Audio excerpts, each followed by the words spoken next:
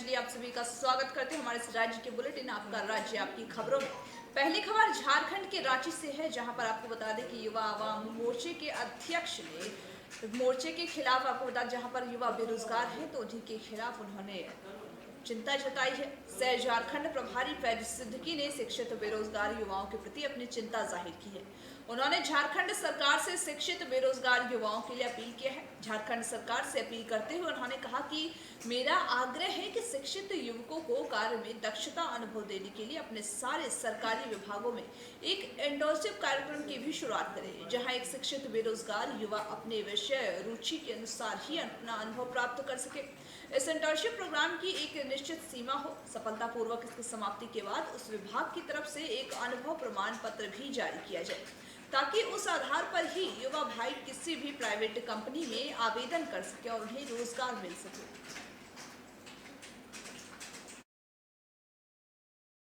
जब एक युवा प्राइवेट नौकरी में जा रहा है तो प्राइवेट कंपनियां उससे अनुभव मांग रही हैं।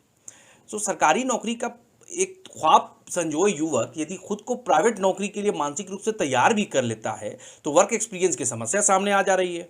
अब ऐसे में साधारण ग्रेजुएट और एमए किया हुआ शिक्षित नौजवान काम का अनुभव कहां से लाएगा, और यहीं से आत्मविश्वास से लबरेज युवा का मनोबल गिरने लगता है और वो निराश और हतोत्साहित हो जाता है। यदि सरकार चीख चिल्लाकर कुछ सरकारियां नौकरी देने का दावा भी करती है तो ये ऊंट के मुंह में जीरा देने वाली बात हो जाएगी। लाखों बेरोजगार के सामने सैकड़ों नौकरियों की क्या हैसियत है। मेरा राज्य सरकार से मेरा आग्रह है कि शिक्षित युवकों को काम में दक्षता अनुभव देने के लिए सारे विभागों में एक इंटर्नशिप कार्यक्रम की शुरुआत करें, जहां शिक्षित बेरोजगार युवा उसके विषय या रुचि के अनुसार काम में अनुभव प्राप्त कर सके। इस इंटर्नशिप प्रोग्राम की एक निश्चित सीमा होनी चाहिए और सफलतापूर्वक समाप्ति के उपरांत उस विभाग द्वारा एक अनुभव प्रमाण पत्र निर्गत होना चाहिए, ताकि उस आधार पर मेरे युवा भाई किसी भी प्राइवेट कंपनी में नौकरी के लिए आवेदन दे सकें। अगली खबर बिहार की गया से है, जहां पर बिहार में दलित को पीटा गया था, जिसको लेकर के वहां पर पहुंचे हैं मंत्री। वहीं आपको बता दें कि जहां पर एक बार बिहार में दलित को पीटा गया था, जिसकी वजह से सीएम पहुंचे हैं वहां पर। भोला बिघा गांव के गांडिया टार टोला के गुरुवार को महादलितों के साथ हुए मारपीट मामले में रविवार को पूर्व सीएम जीतन राम मांझी गांव में पहुंचे हैं। गांव पहुंच करके उन्होंने पीड़ित परिवार वालों से मिलकर पूरी घटना को जाना है और साथ ही गांव वालों ने बताया उन्हें कि इस पूरी घटना के पीछे मुखिया समर्थक दिलीप यादव का हाथ है। पूर्व सीएम ने पार्टी स्तर से उक्त आरोपी के ऊपर कार्रवाई करने का भरोसा दिलाया है। उन्होंने इस घटना को निंदनीय कहा और अमानवीय कहते हुए कहा कि इस घटना में कई का हाथ और पैर भी टूटा है, कई गंभीर रूप से घायल हो गए हैं। साथ ही रामधार मांझी के पुत्र को अंदरूनी चोटें भी आई हैं और सभी का इलाज बेहतर ढंग से हो सके, इस पर हम लोग विशेष ध्यान दे रहे हैं। मैं समझता हूं कि इस घटना में कोई जांच की आवश्यकता ही नहीं है। यह घटना स्पष्ट है कि इन लोगों ने इस गांव पर आक्रमण किया है और इन लोगों के साथ अमानवीय व्यवहार किया गया है। इसका न्याय होना चाहिए और जितना जल्दी हो पुलिस इसमें चार्जशीट भी दाखिल करे।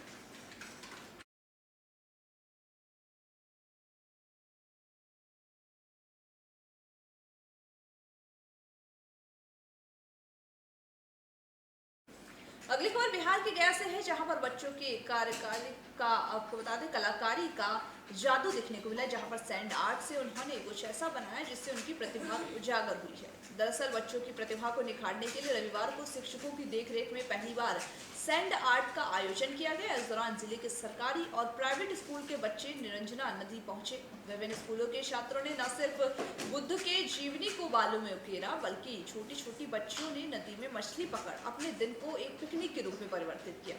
छोटे छोटे बच्चों ने यहाँ खेल में ही लोगों को कोरोना से बचने के कई अहम संदेश भी दिए हैं। विशाल आर्ट ग्रुप के अध्यक्ष सह डीएवी कैंट एरिया के कला शिक्षक अशोक कुमार ने बताया है कि गया जिले की कई स्कूलों में आर्ट कॉलेजों से शिक्षा प्राप्त कर अपने हुनर बच्चों को दे रहे हैं और उन्हीं शिक्षकों का प्रयास है कि गया जिले के सरकारी और प्राइवेट स्कूलों में पढ़ने वाले बच्चों की अपनी प्रतिभा को निखार सकते हैं। इसमें सामूहिक रूप से सब कलाकार सम्मिलित हुए, छोटे बड़े सब मिलाकर, और बहुत सारे लोग सैंड आर्ट में अपनी प्रतिभा को निखारे हैं। नृत्य की धरती में सभी लोग के मतलब कलाकार में तो प्रतिभा होता ही है, लेकिन एक सम्मिलित रूप से जब काम करते हैं तो छोटे बड़े लोग मिल कर करके जब बनाते हैं तो बड़े से छोटे बच्चे कुछ सीख लेते हैं। तो इसी का परिणाम यहाँ पे देखने को मिला है कि कुछ छोटे बच्चे भी इतनी अच्छे सैंड आर्ट किए हैं जो कि बहुत ही देखने लायक है। बच्चे को कहाँ से सिखाया जा रहा है? बच्चे को सिखाया भी, बच्चे को कुछ देखिए कला शिक्षक कुछ हैं यहाँ पे जो कि अपने बच्चे को सिखाते हैं, तो उन लोग अपना इकट्ठा करके यहाँ पे बुलाएं और अपनी प्रतिभा को यहाँ पे बालू के माध्यम से दिखाएं। कितने बच्चे इसमें पार्टिसिपेट? इसमें लगभग 70 बच्चे हो गए। उन लोगों को सम्मानित भी किया गया? सम्मानित भी किया गया, सारे को मेडल, सर्टिफिकेट। किनके द्वारा सम्मानित किया? ये हमारे बंते जी हैं, बंते जी आए हुए हैं बोधगया से, और बोधगया म्यूजियम और नालंदा म्यूजियम के क्यूरेटर जो हैं। अगली खबर बिहार से है, जहां पर बिहार में नाव पर डूबने से मजदूर की मौत हो गई है। आपको बता दें, वहीं कई दिनों बाद मजदूर का शव बरामद किया गया है। दरअसल पूरा मामला बिहार के भोजपुर जगह का है, जहां पर कोइलवार थाना क्षेत्र के सुरौधा टापू के पास ही नाव पलटने से एक मजदूर की मौत हो गई थी, जिसके बाद शव की तलाश शुरू की गई, लेकिन शव बरामद नहीं हो पाया। 16 तारीख से ही परिजनों ने अपनी तारीख में सोन नदी के इलाके, आपको बता दें अपनी तरफ से उन्होंने सोन नदी के इलाके में शव को खोजने की कवायद शुरू की थी, और बहुत ज़्यादा खोजने के बाद भी सोमवार को परिजनों का शव बरामद नहीं किया परिजनों ने। वह इसकी सूचना स्थानीय थाने को दी गई, और स्थानीय थाने ने मौके पर पहुंच करके उपेंद्र चौधरी ने शव को अपने कब्जे में ले लिया, और आरा सदर हॉस्पिटल में शव का पोस्टमार्टम कराया गया है। लेकिन 16 तारीख के डूबे थे, हम लोग का 17 तारीख के 2 बजे मिला पता, तो हम लोग आए और बहुत प्रयास किए खोजने के लिए। 16, 17, 18, 19 तक खोजे, नहीं मिले। 19 को पता मिला रात को हम लोग का। कहाँ डूबे थे? यहाँ सुरौधा टीबी हॉस्पिटल के सामने। और लास्ट में मजदूरा पर का आदमी है, अब काम करने के लिए हो सकते हैं आए होंगे। गर्जीवन का पता नहीं था, किसी को पता नहीं था। क्या चीज़ पे काम कर रहे थे सर? ये तो पता नहीं है, लेकिन ये हाला हुआ, सब लोग बोला कि नाई डूब चुकी है। हाँ, बस डूबने का हाला हुआ, तो हम लोग सोचे कि वो हो सकता है कि काम करने आए होंगे, लेकिन ये अब नहीं पता है कि कैसे क्या हुआ। अब हम लोग अस्तर से अपना खोजे। कितने दिन बाद शव मिला? आज हो गया 21 है ना, 6 दिन हो गया सर। क्या नाम है आपका? मेरा नाम पड़ेगा दीपक कुमार चौधरी। इनका कहाँ घर है? इनका घर रुद्रनगर है। इनका नाम पड़ेगा संजय चौधरी। हाँ, ग्राम रुद्रनगर, पोस्ट गोंडर, थाना शाहपुर, जिला भोजपुर। लेकिन 16 तारीख के डूबे। अगली खबर बिहार के सुपौल जिले से है, जहां पर जिला परिषद अध्यक्ष चुने जाने की कवायद शुरू हो गई थी। जहां पर आपको बता दें कि अरुण कुमार जिला परिषद अध्यक्ष के रूप में चुने गए हैं। सुपौल जिले में अब तक 7वें चरण का चुनाव और परिणाम भी घोषित किया जा चुका है, जिसमें पहली बार अरुण कुमार जिला परिषद बने हैं। इस मौके पर उन्होंने मीडिया से बातचीत की। इस बातचीत में उन्होंने अपने इस जीत का पूरा सेहरा जनता को दिया है।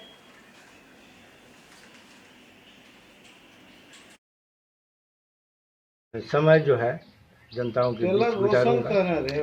आप जिला परिषद अध्यक्ष के पद के भी उम्मीदवार हैं क्या? नहीं, उम्मीदवार तो नहीं है, लेकिन मैं चाहूँगा कि मेरे समान जो कर्मठ उम्मीदवार हो, वो चेयरमैन के लिए मैं उन्हें अप्लाई करूँगा। अध्यक्ष के लिए तो जोर आजमाइश शुरू हो चुकी है। हाँ, तो मैं देख लूँगा जो किसे हमें देना है अपना मत।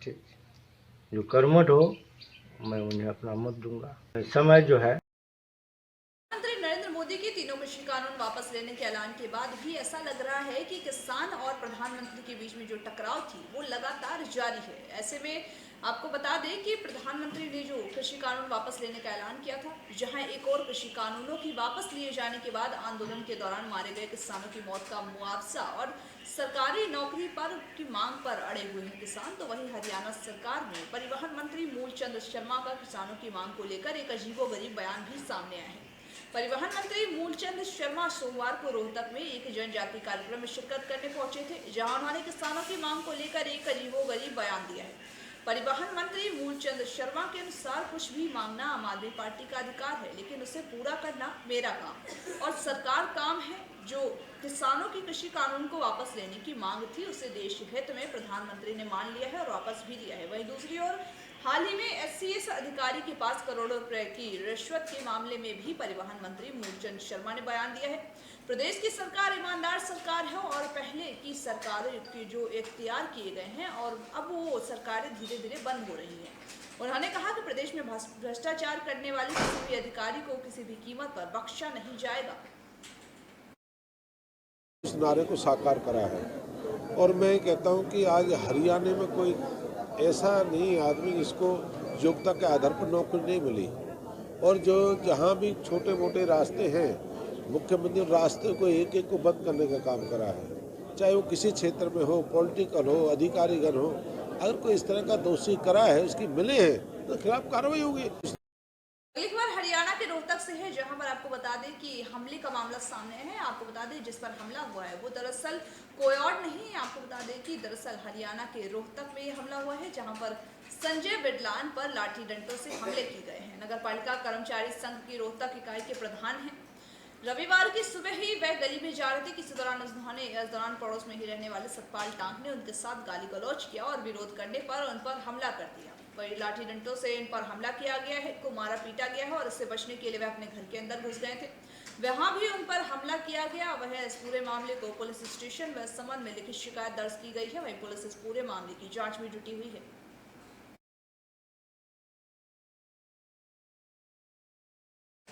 अगली खबर पंजाब के अमृतसर से है, जहां पर डिप्टी सीएम केशव प्रसाद मौर्य पहुंचे हैं। जहां पर उन्होंने, आपको बता दें कि केशव प्रसाद मौर्य ने पहुंच करके दिल्ली के उप मुख्यमंत्री मनीष सिसोदिया और सोमवार को अमृतसर की एयरपोर्ट पर दिल्ली पहुंचे हैं। वहीं साथ ही गुरदासपुर के बटाला व्यापारियों के साथ होने वाली मीटिंग के लिए रवाना हो गए थे। एयरपोर्ट पर पहुंचकर उन्होंने मीडिया से बात की है। उन्होंने कहा कि आज गुरदासपुर के व्यापारियों के साथ मीटिंग करेंगे और क्योंकि पंजाब के हर वर्ग सरकार से दुखी है, ऐसे में पंजाब आपकी सरकार लाना चाह रही है और वह व्यापारियों से इसीलिए भी मिलेंगे क्योंकि जैसे दिल्ली का हालत है वैसे ही अब पंजाब की हालत में सुधार आए, इसके लिए आपकी सरकार लाना जरूरी है।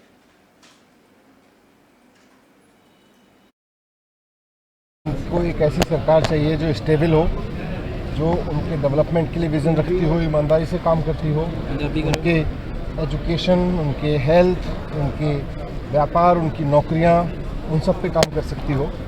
और अब धीरे धीरे लोगों को यकीन हो गया है कि अरविंद केजरीवाल जी ही एक ऐसी सरकार दे सकते हैं। अरविंद केजरीवाल जी की पार्टी, आम आदमी पार्टी, एक ऐसी सरकार दे सकती है जो स्टेबल होगी। पंजाब सरकार और केंद्र सरकार के विरोध में आशा वर्करों ने हड़ताल शुरू कर दिया, जहां पर आपको बता दें कि उप मुख्यमंत्री के घर के बाहर ये हड़ताल किया गया है।